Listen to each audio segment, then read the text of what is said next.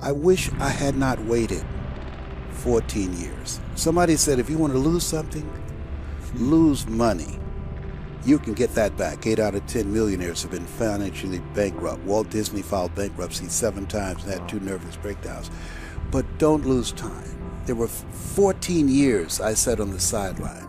14 years I said, I don't have an investor in me like Tony Robbins. 14 years that said, I don't have an MBA or a PhD, and I can't compete with these guys. I have the complexion of rejection.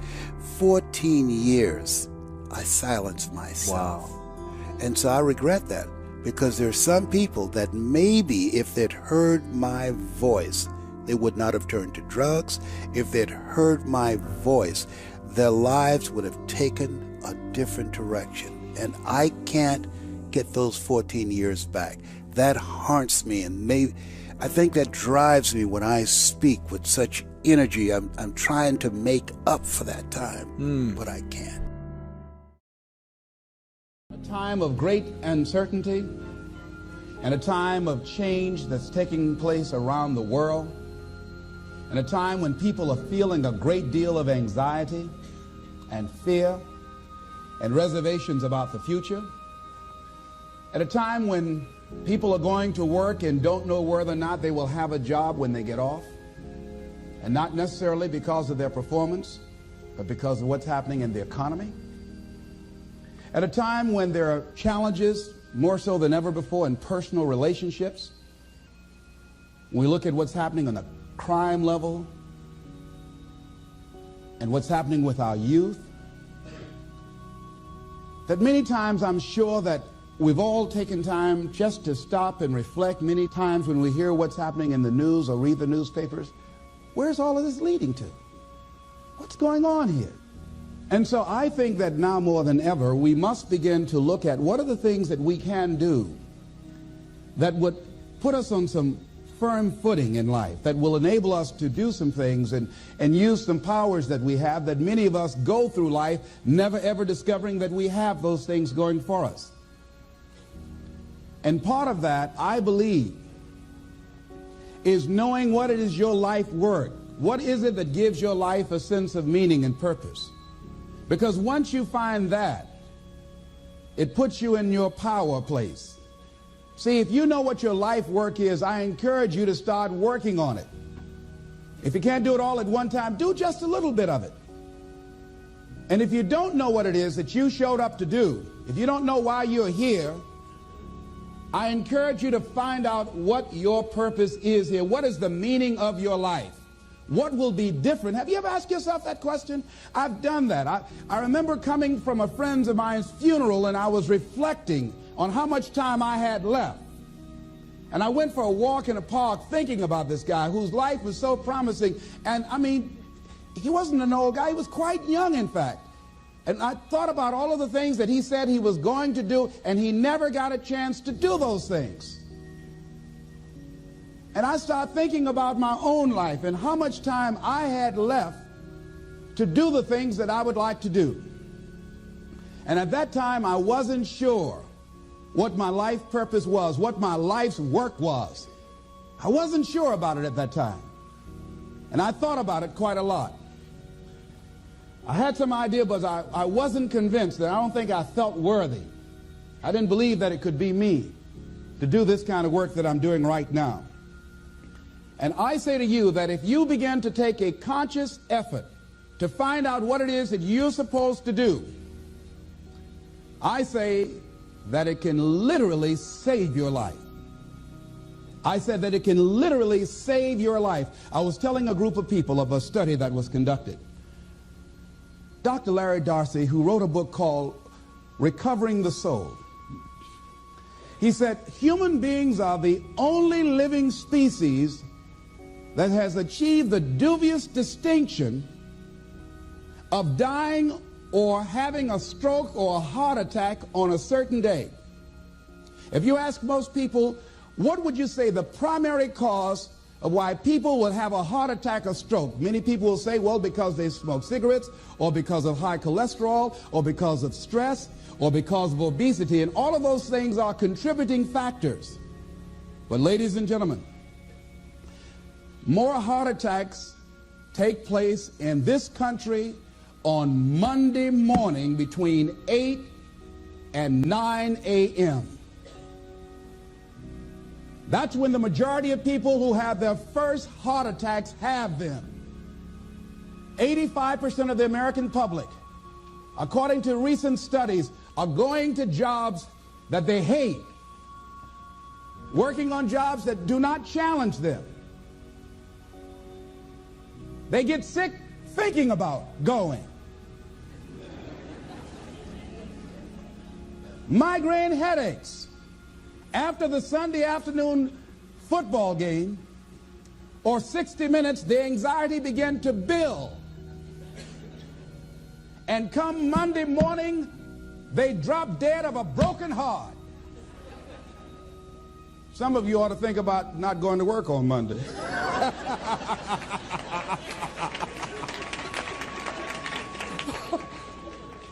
Think about that. People are literally dying to go to work.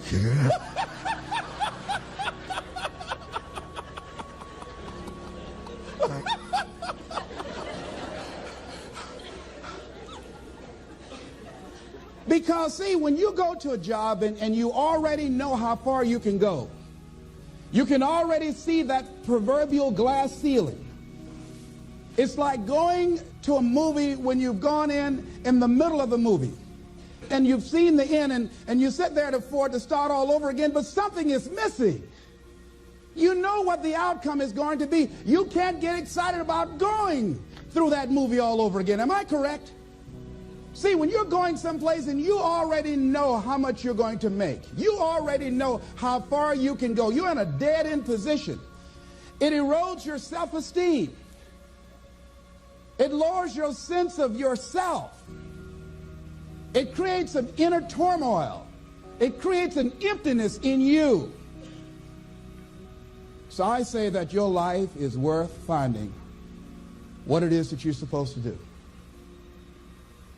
And I'm not saying quit your job. I'm saying find it and do just a little bit of it. When I wanted to become involved in speaking, I started just learning quotes, listening to other people's tapes, going to seminars, going to workshops, asking other people to help me.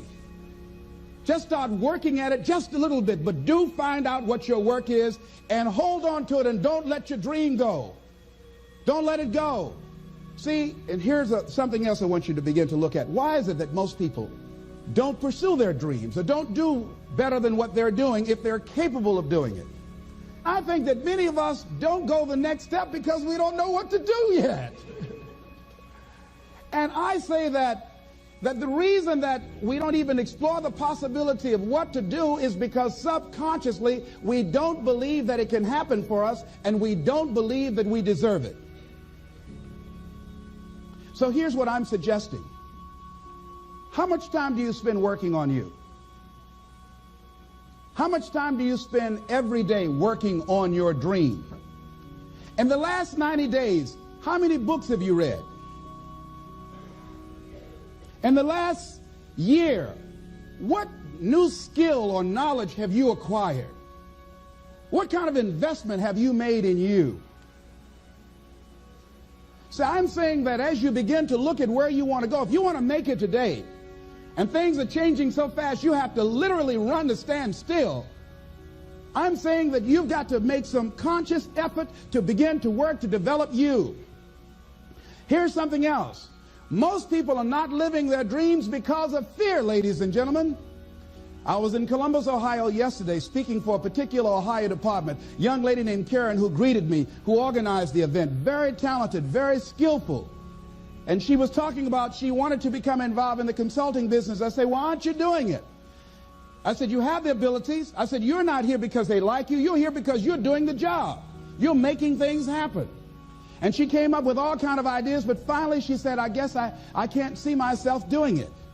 I guess I'm afraid. Fear, limited vision, and lack of self-esteem is what keep most people doing things they don't want to do. I flew from Columbus, Ohio to Denver, Colorado to a major communications company And the person that picked me up at the airport told me about the fact that the company was planning on having a major downsizing, and they offered some of the employees there an early retirement, and some of them will earn as much as $300,000. And they said, this is the last time that you can take this offer. If you don't do it, when we have the downsizing, you might be among those who will lose their jobs, and all you will get is your severance pay. And only 50% of the people who were eligible to take the $300,000 took it. The others were afraid to take a chance on themselves. The others couldn't see themselves beyond that company. They couldn't see life after that company. The same reason that people stay in relationships where they're abused or they're unhappy or it's unfulfilling. They can't see themselves beyond that relationship. They can't see themselves enjoying life without that person. They think that this is all that they can do. The same reason that people get stuck at a certain level in life. They can't see things being better for them. And they think that this is it and this is all they deserve. This is all they've ever seen. It's been passed on to them. And they think that this is it for them. Oh, no. I was looking what Dr. Blanton, Smiley Blanton, who is a colleague of Dr. Norman Vincent Peale, what he said about fear. He said, fear is the most subtle and destructive of all human diseases. Ladies and gentlemen, fear kills dreams. Fear kills hope. Fear put people in the hospital. Fear can age you. Fear, ladies and gentlemen, can hold you back from doing something that you know within yourself that you're capable of doing, but it will paralyze you. And it seemed like you're in a hypnotic spell. And I ask you a question, what is the benefit? What's the benefit of allowing fear to hold you back? What's the benefit of giving up on yourself? Of not stepping out on life and taking life on? What is the benefit for you? What's the plus in that? It's one of the things I had to ask myself. So I didn't want to make any mistakes. I wanted everybody to like me. I wanted to be perfect the first time I did something. It's not going to happen. You're going to make some mistakes. You're going to hurt some folks' feelings. You're going to create some enemies whenever you decide that you want to begin to take life on. You've got to ask yourself, how long am I going to allow this to hold me back? I like what Zig Ziglar says. He said, fear is false evidence appearing real. That is an illusion that we create in our mind. It is a state of mind that can be changed. So let's look at how we can begin to take some steps to restructure that fear, to begin to expand our visions of ourselves, to begin to increase our self-esteem. Webster said that self-esteem means confidence and satisfaction in oneself. Look at your life right now. Whatever you've done up to this point in time, your life is working. Whatever you have produced, it came out of you as a result of the kind of person that you have become. It's a result of your choices. It's a result of your consciousness. Now you have to ask yourself, are you satisfied with what you have produced? Is this what you want? Would you like for things to be better than this? Do you believe that you deserve better than this? Or are you content? This is it. You don't have to do anything else. That you've already resigned yourself in life and say, well, I'm happy. I'm not starving like the people in Calcutta. Are you allowing yourself to get off the hook like that? Or do you believe somewhere in the back of your mind or in your heart that there's some other great work for you to do? There's something else that life has for you. And that's why you're here. How do we handle this fear factor? How do we increase our self-esteem? You have to begin to fortify yourself. How do we do that? I believe that you have to begin to consciously monitor your inner conversation and start talking to yourself. Start building yourself up. Sometimes the only good things you will hear about you are the things that you say to you.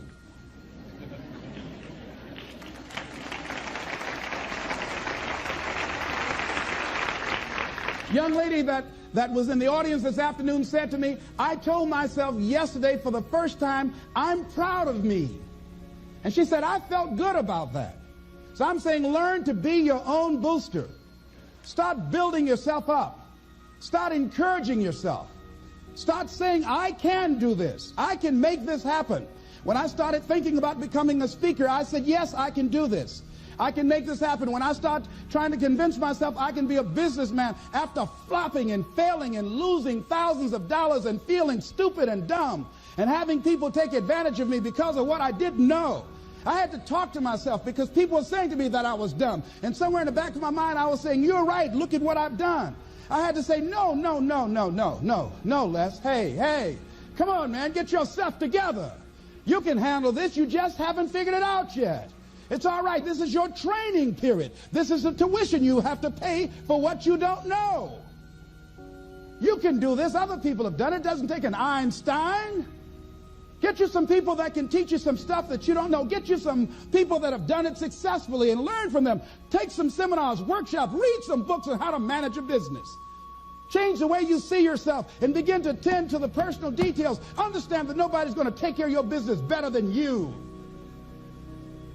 And when I start changing that kind of mindset of beating myself up because of my mistakes and start looking at the possibility of my doing better, of my making the adjustment that would enable me to do what I want to do successfully, things begin to change. And I'm saying, stop beating up on yourself. You do it. I know you do it. I've done it. It's a natural inclination for us to put ourselves down. See, we are born negative, I think, in a negative consciousness because we live in a negative world. See, you don't have to teach children to lie. They'll lie automatically. Did you wet in your pants? No, I did not. Well, what is that? I don't know. You don't have to encourage kids to misbehave. They will do it by themselves. You don't have to encourage them to do the wrong thing. They will do it automatically. You have to correct their behavior. So I'm saying that we have to work through the challenges of life in learning how to begin to work to fortify ourselves. Repeat after me, please. I can live my dream. I can find my purpose in life. And live my purpose. I deserve more from myself. I deserve more from life. Shake somebody's hand on your right and left and say, you deserve more from life too.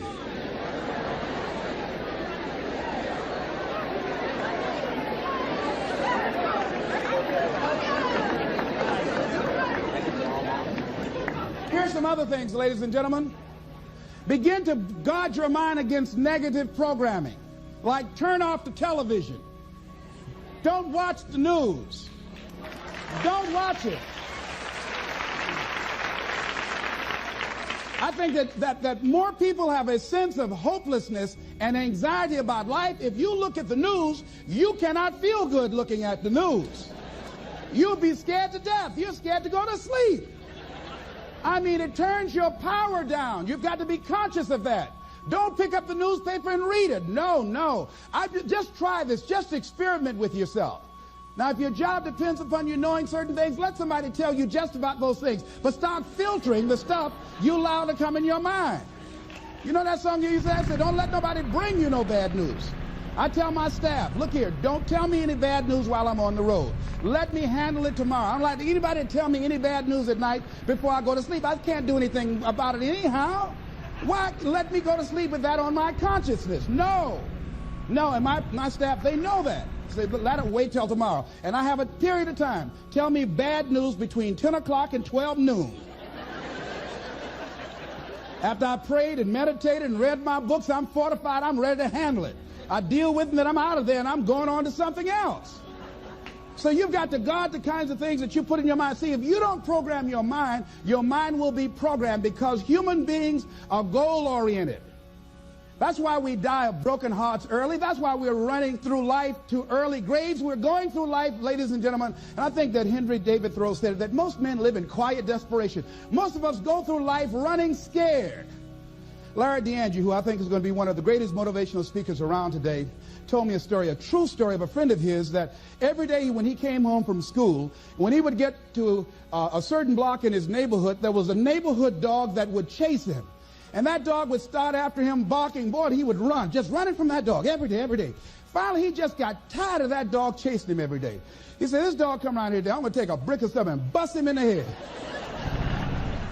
So he was walking home that day, minding his own business. Sure enough, Same area, there was that dog there. And the dog started barking, he started running, he saw a brick and he stopped and picked up the brick and turned around, and the dog got close to him. He realized the dog didn't have any teeth.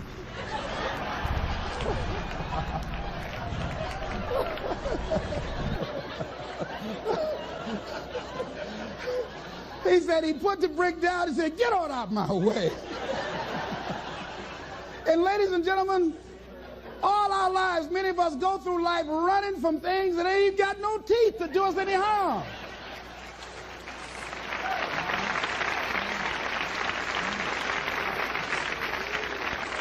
Haven't you been afraid to do something and then after you did it, you say, "Whoa, if I'd known it was this easy, I would have done it before"? Haven't you ever had that experience? Raise your hand. Absolutely. So we created this in our minds, false evidence appearing real. We made it real in our minds. That's why Churchill said there's nothing to fear but fear itself. That's the destructive monster. So turn off things that can contribute to your fear. Turn a deaf ear to people that all they can do is talk about how negative things are because they have bought into the consciousness of the world. Start attending workshops, seminars, listening to tapes on a daily basis to begin to recondition your mind, to retrain your thinking. Faith comes by what? Hearing and hearing and hearing. Listen to things that can empower you, that can enable you to create a new reality for yourself and a new life for yourself. You might appear to be strange around most people. You know, most people think you're strange if you're happy today. People say, "How you doing?" I said, "Better than good." "Whoa, what's wrong with him?" Just go around smiling and watch people. Look at this. Is this a weird guy over here? Because most people don't smile. Watch them. Look at their faces in the morning. Here we go, another Monday morning. "How you doing?" "Haven't had my coffee yet. Don't ask me." See, these people have not found their purpose in life. That's why they're grumpy. That's why they're miserable. That's why they're so negative. They're hurting and they want to hurt other people. So start practicing using programs for your mind. Seminars, books, workshops. Keep a journal. Record your thoughts. What's happening with you? Every day when you get up, have a journal near you. I use a Jack Boland journal so that I can write down my ideas. I keep it by my bed so I can write down my thoughts. See, ladies and gentlemen, we get 3 to 4 thoughts a year that if we would act on those thoughts, they could change our life. Don't say, "Well, I'll remember that." No, write that thought down. I got a thought today I wrote down. A friend of mine is in the hospital. His morale is low. They're talking about amputating his foot. He's got to feel very bad. So I said, you know, I'm not only am I going to see him, but I can't be there with him all the time. I said, I'm going to create a tape for him that he can listen to that will heighten his level of morale. We told him the other night, "Don't go to surgery. You are depressed. Your energy level is down." No, tell him not now. Don't do it now. In fact, most doctors who have any sense of awareness don't perform surgery on patients that are in a state of fear, that don't think they will make it. They wait till they're in a different state of mind. So I said, what about making tapes for people that are facing physical challenges? I said, that's a good idea. All right?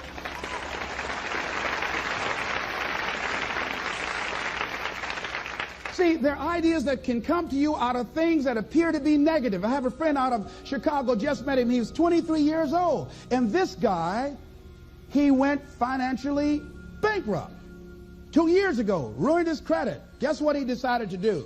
He found a blessing in it. He wanted to restore his credit.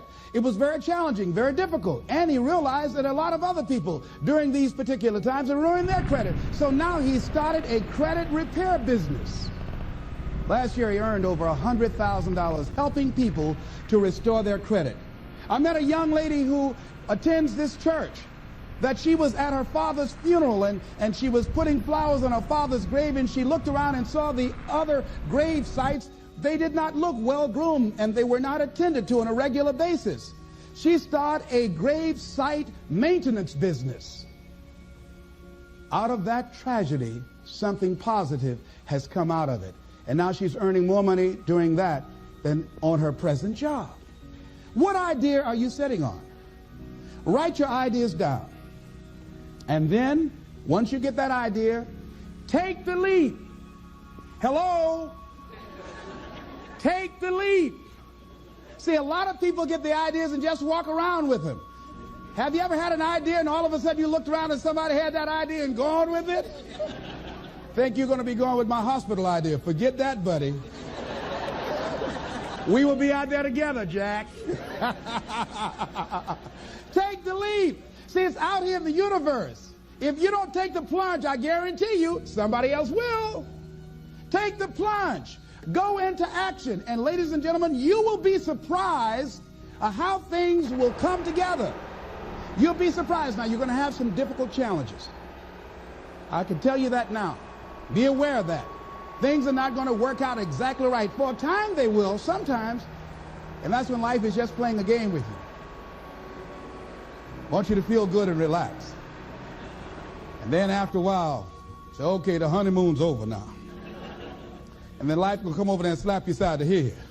Say, what you doing out here? Well, this is my dream life. Is that right? Come over here a minute. Oh, you went to the seminar, huh? Come here. I can tell you that. But ladies and gentlemen, go into action with your dream. And don't avoid where the fights are. Get in the midst of the fight. And get some hickeys on your head. Get knocked down so you can learn how to fight, so you can hold your position. See, most people don't get out in the arena of life because they don't want to fight. Most people don't get out there because they don't want to get knocked down. They don't want to be dropped to their knees. But see, you're going to be dropped whether you're on the field or whether or not you're sitting on the sidelines. You're going to be dropped. So at least get dropped for something. Don't get knocked down while you're sitting down. See, that's how most people are spectators in life. You don't want to be a spectator. You want to get out in the field where the action is. And you will be amazed. After the struggle, there will be a calm period and things will begin to click for you. Come out here with what you got. You don't have enough money? Don't worry about it. You got the dream. You got the idea. You don't have enough resources? Don't worry about it. You need some help? Don't worry about it. You get out here in the arena, someone will look at you and become inspired and say, hey, can I help you? But if you're sitting up on the bleachers, nobody's going to ask you anything. You've got to get into the flow of action. Frances Harth called me from Chicago. She had been sitting on an idea of a show that she wanted to produce for 10 years called Mind-Body Connection. So someone saw me speaking in Chicago at a sorority convention and said, I saw a guy that perhaps can host this show for you who has energy and charisma. She called me. She was so fired up. I said, listen, on the day that you want to do that, I'm speaking in Chicago. I can do it for you. And I said, by the way, I met somebody 2 weeks ago in Baltimore who has an idea of the same type of show, and she's doing it on radio. Why don't you call her? And then she called me back. Who else would you suggest? I said, well, I know Deepak Chopra. He wrote the book called Quantum Healing, and Bernie Siegel. Could you get his number? I tell you what, I have a friend named Jack Boland at the Church of the Day. He knows how to get in touch with him. Call him, and he will give you the number so you can get in touch with Bernie Siegel. That lady started calling all around. Did not have the resources, but she had this idea and dream. And she said the other night when she came before the audience that had gathered in the studio, she said, I feel like I've been pregnant for 10 years. And tonight you're going to witness a beautiful delivery. And it was. She said, I couldn't believe, Les, how things began to happen, how it all began to come together. And how many of you ever started on some dream and you didn't have all your stuff together, but you just went out there with nothing but faith, and things began to happen for you? Raise your hand if you know what I'm talking about. Ladies and gentlemen, those hands up there, it's proof. The proof is in the pudding. These people have demonstrated it. And if they can do it, you can do it.